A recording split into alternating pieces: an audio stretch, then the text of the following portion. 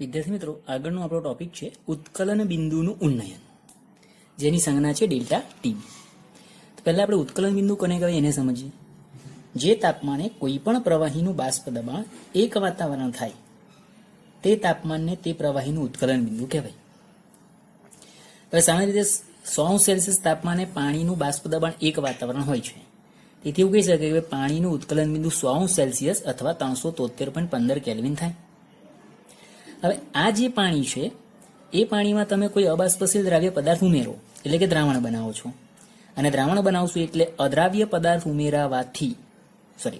અબાષ્પશીલ પદાર્થ ઉમેરાવાથી પાણીના બાષ્પમાં રૂપાંતર પામતા અણુઓની સંખ્યા તમારી ઘટશે, પરિણામે તેનું બાષ્પ દબાણ ઘટશે.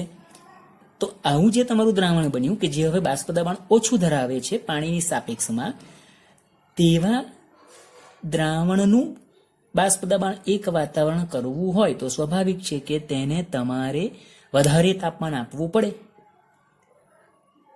તો આવા દ્રાવણનું બાષ્પ દબાણ એક વાતાવરણ કરવા તેને વધુ તાપમાન આપવું પડશે. તેથી દ્રાવક કરતા તેમાંથી બનતા દ્રાવણનું ઉત્કલન બિંદુ ઊંચું થાય. એટલે આ તમને અહીંયા સમજૂતી આપી છે કે શા માટે દ્રાવક કરતા તેમાંથી બનતા દ્રાવણનું ઉત્કલન બિંદુ હંમેશા ઊંચું હોય છે એ સમજાવ્યું છે. બાષ્પ દબાણનો કોન્સેપ્ટ આપણે આગળ સમજી જ ગયા છે. એના પરથી આપણે હવે ઉત્કલન બિંદુ અને એનામાં ઉન્નયન કેમ છે એની આપણે સમજૂતી મેળવી. તો આ દ્રાવકની સાપેક્ષમાં ઉત્કલન બિંદુમાં જે વધારો થયો એને ઉત્કલન બિંદુનું ઉન્નયન ડેલ્ટા ટીબી, બી એટલે બોઇલિંગ પોઈન્ટ છે, એના આધારે ડેલ્ટા ટીબી કહેવાશે. હવે જેવી રીતે બાષ્પ દબાણ જે તમારું દ્રાવ્ય કણોની સંખ્યા પર આધારિત છે એટલે સંખ્યાત્મક ગુણધર્મ છે, તેવી રીતે ઉત્કલન બિંદુમાં ઉન્નયન પણ સ્વાભાવિક છે કે સંખ્યાત્મક ગુણધર્મ જ ગણાશે. અહીંયા તમને બાષ્પ દબાણ વિરુદ્ધ તાપમાનનો આલેખ આપ્યો છે, જેમાં એક દ્રાવકનો છે અને બીજો દ્રાવણનો છે. TB0 શુદ્ધ દ્રાવક જે છે, જે તમારું એક વાતાવરણ બાષ્પ દબાણ કોઈ એક ચોક્કસ તાપમાને ધરાવે છે, તે તાપમાનને આપણે TB0 કહીએ છીએ. આ શુદ્ધ દ્રાવકનું બાષ્પ દબાણ થયું. હવે તે તાપમાને જો દ્રાવણનું બાષ્પ દબાણ એક વાતાવરણ નથી થતું, આ જગ્યાએ આવે. આપણે હજુ એને એક વાતાવરણ દબાણે પહોંચાડવું હોય તો સ્વાભાવિક છે કે એને તાપમાનમાં વધારો કરવો પડે, અને તાપમાન વધાર્યું ત્યારે તેનું બાષ્પ દબાણ એક વાતાવરણ થયું, અને એ જે તાપમાન તમારું જે મળ્યું એને આપણે ટીબી તરીકે ઓળખીએ છીએ. તો અહીંયા તમને એ વસ્તુ સમજાવી છે કે બાષ્પ દબાણ વિરુદ્ધ તાપમાનના આલેખમાં TB0 શુદ્ધ દ્રાવકનું ઉત્કલન બિંદુ છે, જ્યારે ટીબી એ દ્રાવણનું ઉત્કલન બિંદુ છે, અને પરિણામે આપણે આ બે વચ્ચેનો તફાવત લઈએ તો ઉત્કલન બિંદુમાં થતો વધારો ડેલ્ટા ટીબી બરાબર ટીબી માઇનસ TB0 થશે, કારણ કે આમાં આનું મૂલ્ય આના કરતાં વધી જાય છે. એટલે તો અહીંયા ડેલ્ટા ટીબીને ઉત્કલન બિંદુ ઉન્નયન તરીકે આપણે ઓળખીશું. જે મેં તમને શરૂઆતમાં સમજાવ્યું, તો આ રીતે આપણે ડેલ્ટા ટીબીને અહીંયા આલેખ દ્વારા સમજાવ્યું છે કે કેવી રીતે ગણવાનું છે, એનો ખ્યાલ આપ્યો છે. હવે પ્રાયોગિક રીતે સાબિત થયું છે કે મંદ દ્રાવણો માટે ઉત્કલન બિંદુ ઉન્નયન ડેલ્ટા ટીબી દ્રાવણમાંના દ્રાવ્યની મોલલ સાંદ્રતાના સમપ્રમાણમાં હોય છે. એટલે કે દ્રાવણની જે સાંદ્રતા મળશે તમારી મોલાલિટીમાં તે, અને તે દ્રાવણ જે બન્યું તેના ઉત્કલન બિંદુમાં થયેલો ફેરફાર ડેલ્ટા ટીબી, એ બે વચ્ચેનો સંબંધ તમારો સમપ્રમાણમાં છે. એટલે માટે ડેલ્ટા ટીબી ચલે છે એમ, સ્મોલ એમ. માટે ડેલ્ટા ટીબી બરાબર કેબી ઇન્ટુ સ્મોલ એમ, જ્યાં કેબી શું થયો તો કે મોલલ ઉન્નયન અચળાંક. મોલલ ઉન્નયન અચળાંક કેમ તો કે અહીંયા આપણે સામાન્ય રીતે જે દ્રાવણ બનાવીશું એ દ્રાવણ 1 કિલોગ્રામ અથવા 1000 ગ્રામ જે દ્રાવક લઈશું એ દ્રાવકની અંદર તમે 1 મોલ દ્રાવ્યનો જથ્થો ઉમેરીને જે દ્રાવણ બનાવશો તે દ્રાવણ, જેને આપણે સાંદ્રતા મોલાલિટીમાં ગણવાના છે, એટલે એ આધારે અહીંયા મોલલ ઉન્નયન અચળાંક કેબી આ સંજ્ઞાને ઓળખાવી છે. હવે મોલાલિટી જે છે એ મોલાલિટીનું સૂત્ર આપણે લઈએ તો મોલાલિટી બરાબર W2 into 1000 upon M2 into W1 થાય, આપણને ખબર છે. એટલે અહીં ડેલ્ટા ટીબી બરાબર KB into W2 into 1000 by M2 into W1, સમીકરણ 1. હવે તમને ડેલ્ટા ટીબીને બદલે તમારો જે અજ્ઞાત પદાર્થ હતો અબાષ્પશીલ દ્રાવ્ય પદાર્થ, એનો મોલર દળ શોધવાનું કે તો એને સૂત્રનો કરતા બનાવીએ તો તમારું સૂત્ર થશે M2 બરાબર KB into W2 into 1000 upon delta TB into W2 W1. આ તમારું સમીકરણ 2 થયું, જ્યાં M2 દ્રાવ્યનું મોલર દળ છે, M2 W2 દ્રાવ્યનું વજન છે, W1 દ્રાવકનું વજન છે, ડેલ્ટા TB ઉત્કલન બિંદુમાં થયેલો ફેરફાર અથવા તફાવત છે, અને KB મોલર ઉન્નયન અચળાંક છે. તો આ તમારી 2 માર્કની થિયરી સામાન્ય રીતે આવે, અથવા તમને આ સૂત્ર પરથી 2 માર્કનો દાખલો પૂછી શકાય, અને મારી દ્રષ્ટિએ દાખલો વિશેષ છે, એટલે આપણે સૂત્ર યાદ રાખીને દાખલાની પ્રેક્ટિસ કરવાની છે. એવી જ બીજી થિયરી છે ઠાર બિંદુનું અવનયન ડેલ્ટા TF. પેલું ઉત્કલન બિંદુ હતું, આ ઠાર બિંદુ છે. તો આમાં પણ પહેલા ઠાર બિંદુની વ્યાખ્યા જોઈ લઈએ. જે તાપમાને કોઈ પણ પ્રવાહીની ઘન અને પ્રવાહી અવસ્થા સંતુલનમાં હોય તે તાપમાનને તે પ્રવાહીનું ઠાર બિંદુ કહેવાય. હવે પહેલા તો પ્રવાહી છે એને આપણે નીચા તાપમાને લઈ જઈશું, એટલે એ ઘનમાં ફેરવાશે, સાથે સાથે પ્રવાહી અવસ્થામાં પણ હશે. આ બંને અવસ્થા એ જ પ્રવાહીની ઘન અને પ્રવાહી અવસ્થા સંતુલનમાં હોય તેવા સંજોગોમાં સ્વાભાવિક રીતે આ જે પ્રવાહીના ઘન અને પ્રવાહી સ્વરૂપના જે પણ બાષ્પ દબાણ હશે એ બાષ્પ દબાણ પણ સંતુલન અવસ્થામાં જ હશે. અને આવી જે તમારી પરિસ્થિતિ જે તાપમાને નિર્માણ થાય, ઉદ્ભવે, તે તાપમાનને તે પ્રવાહીનું ઠાર બિંદુ કહેવાય. આ તમને ઠાર બિંદુની અહીંયા વ્યાખ્યા આપી. તો હવે 0 સેલ્સિયસ તાપમાને પાણી અને બરફના બાષ્પ દબાણ જે છે એ સમાન હોય છે. તેથી પાણીનું ઠાર બિંદુ છે એ 0 સેલ્સિયસ અથવા 273.15 કેલ્વિન ગણાય.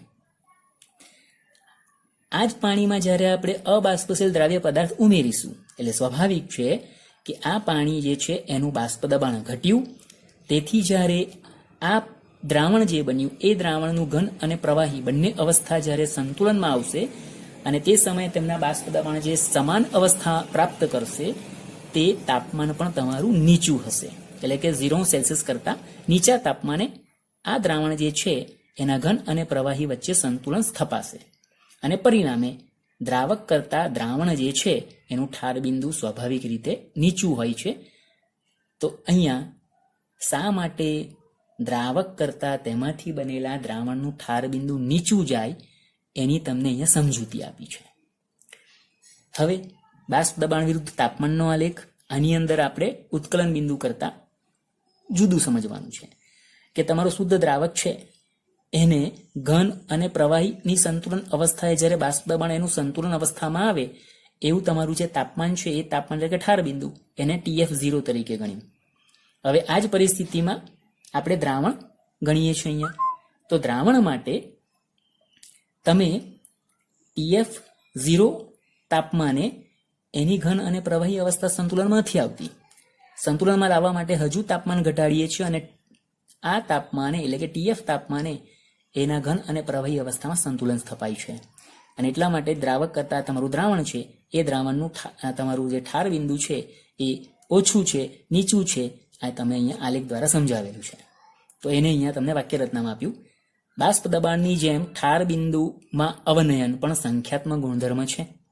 બાષ્પ દબાણ વિરુદ્ધ તાપમાનના આલેખમાં TF0 શુદ્ધ દ્રાવકનું ઠાર બિંદુ, TF દ્રાવણનું ઠાર બિંદુ. તેથી ઠાર બિંદુમાં થતો ઘટાડો ડેલ્ટા TF બરાબર TF0 માઇનસ TF થશે.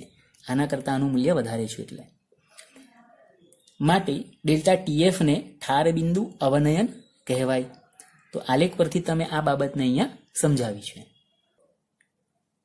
ઉત્કલન બિંદુઓની જેમ જ પ્રાયોગિક રીતે સાબિત થયું છે કે મંદ દ્રાવણો માટે ઠાર બિંદુ અવનયન ડેલ્ટા TF દ્રાવણમાંના દ્રાવ્યની મોલર સાંદ્રતાના સમપ્રમાણમાં હોય છે.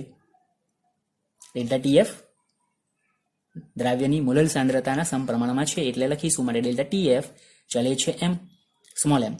માટે ડેલ્ટા TF બરાબર KF ઇન્ટુ સ્મોલ m, જ્યાં KF મોલર અવનયન અચળાંક થયો. મોલર શબ્દ કેમ વાપરીએ છીએ તમને મેં ઉત્કલન બિંદુ ઉન્નયનમાં સમજાવ્યું છે કે આપણે 1 કિલોગ્રામ અથવા 1000 ગ્રામ દ્રાવકમાં 1 મોલ દ્રાવ્ય પદાર્થ ઉમેરી અને જે દ્રાવણ બનાવીએ છીએ એની સાંદ્રતા મોલાલિટીમાં લઈએ છીએ એટલે મોલર અવનયન અચળાંક કીધો. હવે મોલાલિટીનું સૂત્ર છે એને દર્શાવીએ તો માટે ડેલ્ટા ટીએફ બરાબર KF into W2 into 1000 upon M2 into W1 સમીકરણ 1.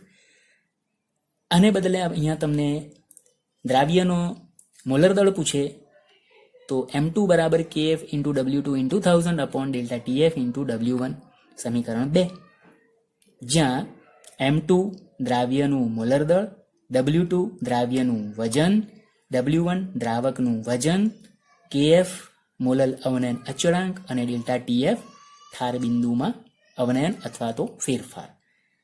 તો આ પણ તમારી 2 માર્કની થિયરી અથવા તો આ સૂત્ર આધારિત તમને 2 માર્કમાં દાખલો પૂછી શકાય છે.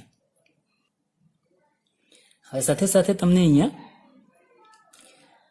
KB મોલર ઉન્નયન અચળાંક અને KF મોલર અવનયન અચળાંક, આ બંનેના જે મૂલ્યો છે એ દ્રાવકના સ્વભાવ પર આધાર રાખે છે એ દર્શાવતા અહીંયા તમને 2 સંબંધ આપ્યા છે. KB બરાબર R into M1 into delta TB square upon 1000 into delta VAPH. એટલે કે આ તમારું જે છે ડેલ્ટા VAPH એ તમારા દ્રાવકની બાષ્પાયન એન્થાલ્પી થઈ, જ્યારે KF બરાબર R into M1 into TF square upon 1000 into delta FUSH. એટલે કે આ થઈ તમારી દ્રાવકની ગલન એન્થાલ્પી. તો આ બંને સૂત્રની અંદર તમારા R M1 TB square delta VAPH આ બધા પદો શું છે એ પણ તમને અહીંયા સમજાવી દીધું છે. R એટલે વાયુ અચળાંક થયો, બંનેમાં કોમન છે. M1 બંનેમાં છે, દ્રાવકનું આણ્વીય દળ ગણાશે. TB એટલે દ્રાવકનું ઉત્કલન બિંદુ થયું, જ્યારે TF એ દ્રાવકનું ઠાર બિંદુ થયું. ડેલ્ટા VPH એટલે કે આ તમારી દ્રાવકની બાષ્પાયન એન્થાલ્પી, વેપર બાષ્પમાં રૂપાંતર કરીએ ત્યારે આપવી પડતી ઉષ્મા. અને FUS એટલે ફ્યુઝન એટલે ગલન, એટલે આ તમારે ઘનને તમે પ્રવાહીમાં ફેરવો છો એ દરમિયાન આપવી પડતી તમારી ઉષ્મા છે એ થઈ તમારી દ્રાવકની ગલન એન્થાલ્પી. તો આ છે એ થિયરી બેઝ તમને નથી, માત્ર સંબંધ આપણે તમારે ધ્યાનમાં રાખવાના છે, જે કદાચ તમને જી કે નીટની અંદર પ્રશ્ન પૂછાય ત્યારે તમે આનો ઉપયોગ કરી અને જવાબ આપી શકો એટલા માટે. હવે આપણે જે ઉત્કલન બિંદુ ઉન્નયન અને ઠાર બિંદુ અવનયન જે 2 થિયરી ભણ્યા, તો એને રિલેટેડ તમને અહીંયા એના ઉદાહરણ સમજાયા છે. આ 2 માર્કમાં જે દાખલા પૂછી શકાય તે આપણે સૂત્રનો ઉપયોગ કરીને સીધી ગણતરી કેવી રીતે કરી શકીએ છીએ એ આપણે અહીંયા હવે જોઈએ. કોયડો 2.7 18 ગ્રામ ગ્લુકોઝ 1 કિલોગ્રામ પાણીમાં ઓગળે છે. 1.013 બાર દબાણે પાણી કયા તાપમાને ઉકળશે? અને પાણી માટે KB આપ્યો છે 0.52 કેલ્વિન કિલોગ્રામ પ્રતિ મોલ. તમારી પાસે અહીંયા ગ્લુકોઝ W2 એટલે કે આ દ્રાવ્ય છે 18 ગ્રામ, 1 કિલોગ્રામ પાણી એટલે કે M2 તમારો W1 1 કિલોગ્રામ એટલે 1000 ગ્રામ પાણી ગણો. પાણી છે તો એનું તમારું આણ્વીય દળ 18 ગ્રામ પ્રતિ મોલમાં ગણાય. ગ્લુકોઝ આપ્યો છે દ્રાવ્ય પદાર્થ, તો એનું M2 આણ્વીય દળ થશે 180 ગ્રામ પ્રતિ મોલ, C6H12O6 સૂત્ર પરથી, એમ તો તમને ખ્યાલ જ છે. ચાલો, KB નું મૂલ્ય પણ આપ્યું છે 0.52 કેલ્વિન કિલોગ્રામ પ્રતિ મોલ. ડેલ્ટા TB, કારણ કે તમને ડેલ્ટા TB મળશે તો તમે એના પરથી એનું ઉત્કલન બિંદુ શોધી શકશો એટલા માટે.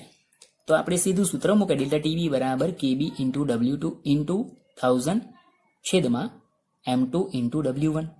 KB 0.52 ઇન્ટુ 18 18 ગ્રામ ગ્લુકોઝ છે ગુણ્યા 1000 છેદમાં 180 અણુભાર ગુણ્યા 1000. 1 કિલોગ્રામ લખીએ તો પછી અહીંયા 1000 લખવાની જરૂર નથી પડતી, પણ આપણે સૂત્ર એક કોમન વાપરીએ છીએ એટલા માટે મેં લખ્યા છે. ચાલો, તો જવાબ તમારો આવશે 0.052 કેલ્વિન. આ થયું તમારા ઉત્કલન બિંદુમાં થતો ફેરફાર. હવે આપણને ખબર છે કે પાણી છે, પાણીનું ઉત્કલન બિંદુ 373.15 કેલ્વિન છે. તો ફેરફાર જે આવ્યો તમારી પાસે ડેલ્ટા TB મળ્યો. તો ડેલ્ટા TB બરાબર આપણે નોર્મલી જે સૂત્ર આગળ લખ્યું છે તે પ્રમાણે TB માઇનસ TB0 થાય. તો આપણે TB શોધવા છે, તો TB બરાબર TB0 પ્લસ ડેલ્ટા TB થાય, એટલે 373.15 વત્તા 0.052 એટલે 373.202 કેલ્વિન તાપમાને પાણી એટલે કે બનેલું દ્રાવણ છે એ ઉકળશે. આ તમારો જવાબ અહીંયા આ રીતે મળે છે. બીજો કોયડો 2.8 બેન્ઝીનનું ઉત્કલન બિંદુ 353.23 કેલ્વિન છે. 1.8 ગ્રામ અબાષ્પશીલ દ્રાવ્યને 90 ગ્રામ બેન્ઝીનમાં ઓગાળીએ તો ઉત્કલન બિંદુ વધીને 354.11 કેલ્વિન થાય. તો દ્રાવ્યનું મોલર દળ શોધો અને કેબી આપ્યું છે 2.53 કેલ્વિન કિલોગ્રામ પ્રતિ મોલ. ચાલો અહીંયા બેન્ઝીનનું ઉત્કલન બિંદુ એટલે શુદ્ધ દ્રાવકનું ઉત્કલન બિંદુ તમને TB0 353.23 કેલ્વિન આપ્યું. ત્યારબાદ જે દ્રાવણ બન્યું એ દ્રાવણનું ઉત્કલન બિંદુ 354.11 કેલ્વિન એટલે TB થઈ ગયું. ચાલો એના પરથી તમે ડેલ્ટા TB શોધી જ કાઢવાના અને એ ડેલ્ટા TB માઇનસ TB0 બરાબર 0.88 કેલ્વિન આવી ગયું. ચાલો ત્યારબાદ 1.8 ગ્રામ દ્રાવ્ય પદાર્થ એટલે W2 1.8 ગ્રામ થશે. તેનું આણ્વીય દળ શોધવાનું છે એટલે M2 શોધવાના આવ્યા અને 90 ગ્રામ બેન્ઝીન એટલે દ્રાવક તમારો છે એનું વજન 90 ગ્રામ છે એટલે W1 90 ગ્રામ થયા. તો આ બધા પદો મળી ગયા પછી આણ્વીય દળ શોધવું છે એટલે M2 બરાબર KB into W2 into 1000 upon delta TB into W1. આ સૂત્રની અંદર બધા મૂલ્ય મૂકીએ તો KB તમારો છે 2.53 ગુણ્યા 1.8 W2 ગુણ્યા 1000 છેદમાં ડેલ્ટા TB 0.88 ઇન્ટુ W1 90. તો તમને જવાબ મળ્યો છે 57.5 ગ્રામ પ્રતિ મોલ. આ તમારા જે અબાષ્પશીલ દ્રાવ્ય પદાર્થ હતો એનું મોલર દળ થયું 57.5 ગ્રામ. કોયડા નંબર 2.9 45 ગ્રામ ઇથિલિન ગ્લાયકોલ C2H6O2 એટલે ઇથિલિન ગ્લાયકોલ એને 600 ગ્રામ પાણીમાં મિશ્ર કરતા દ્રાવણનું ઠાર બિંદુ શોધવાનું છે. KF આપ્યો છે 1.86 કેલ્વિન કિલોગ્રામ પ્રતિ મોલ. તો 45 ગ્રામ ઇથિલિન ગ્લાયકોલ છે એટલે W2 45 ગ્રામ થયા. એનું આણ્વીય દળ થશે 62 ગ્રામ પ્રતિ મોલ. W1 600 ગ્રામ પાણી થશે. KF 1.86 કેલ્વિન કિલોગ્રામ પ્રતિ મોલ આપ્યા. ઠાર બિંદુ શોધવા માટે તમારે પહેલા ઠાર બિંદુ અવનયન શોધવું પડે. ડેલ્ટા TF બરાબર KF into W2 into 1000 upon M2 into W1. સૂત્રમાં બધા જ મૂલ્યો મૂકીએ. KF 1.86 into W2 45 into 1000 upon M2 62 into W1 600. તો તમારે ભાગાકાર કરશો ગુણાકાર કરીને જે જવાબ આવશે એ તમારો 2.25 કેલ્વિન થશે. આ તમારો ડેલ્ટા TF થયો. હવે પાણીની જ વાત છે. પાણીનું ઠાર બિંદુ તો કે 273.15 કેલ્વિન છે. તો એના પરથી આપણે દ્રાવણનું ઠાર બિંદુ શોધવું છે. તો TF બરાબર TF અંશ માઇનસ ડેલ્ટા TF 273.15 ઓછા 2.25 કરીશું 270.9 કેલ્વિન. આ તમારું દ્રાવણનું ઠાર બિંદુ થયું. કોયડા નંબર 2.10 50 ગ્રામ બેન્ઝીનમાં 1 ગ્રામ અજ્ઞાત પદાર્થ ઓગાળતા બેન્ઝીનના ઠાર બિંદુમાં 0.4 કેલ્વિનનો ઘટાડો થાય છે. જો KF 5.12 કેલ્વિન કિલોગ્રામ પ્રતિ મોલ હોય તો અજ્ઞાત પદાર્થનું મોલર દળ શોધો. આ પણ આપણે કોયડા નંબર 2.8 જેવું થયું. તો અહીંયા હવે તમારી પાસે જે મૂલ્ય છે એને પહેલા જુઓ. તો તમારી પાસે 50 ગ્રામ બેન્ઝીન એટલે W1 થયા. 1 ગ્રામ અજ્ઞાત પદાર્થ એટલે W2 થયા. અજ્ઞાત પદાર્થ છે એટલે M2 આપણે શોધવાના છે. ઠાર બિંદુમાં 0.4 કેલ્વિનનો ઘટાડો એટલે ડેલ્ટા TF 0.4 કેલ્વિન આવી ગયા. KF નું મૂલ્ય 5.12 કેલ્વિન કિલોગ્રામ પ્રતિ મોલ થયું. આણ્વીય દળ શોધવું છે એટલે સૂત્ર M2 બરાબર KF into W2 into 1000 upon delta TF into M2. KF 5.12 ગુણ્યા W1 1 ગુણ્યા 1000 છેદમાં ડેલ્ટા TF 0.4 ઇન્ટુ M2 50. તો તમને જવાબ મળે છે 256 ગ્રામ પ્રતિ મોલ. આ છે તમારા અજ્ઞાત પદાર્થનું મોલર દળ. તો આ પ્રમાણે આ તમારા જે દાખલા છે મોલર ઉન્નયન અચળાંક અને મોલર અવનયન અચળાંક આધારિત આ 2 માર્કના તમારા સૂત્ર તમને સરળતાથી આવડ્યું છે. એમાં પણ માત્ર ફેર ડેલ્ટા TF અને KF કે KB ને જગ્યાએ ડેલ્ટા TB આવે. બાકી બધું સરખું જ છે એટલે તમે બહુ સરળતાથી આ દાખલા ગણી અને જવાબ લાવી શકો છો.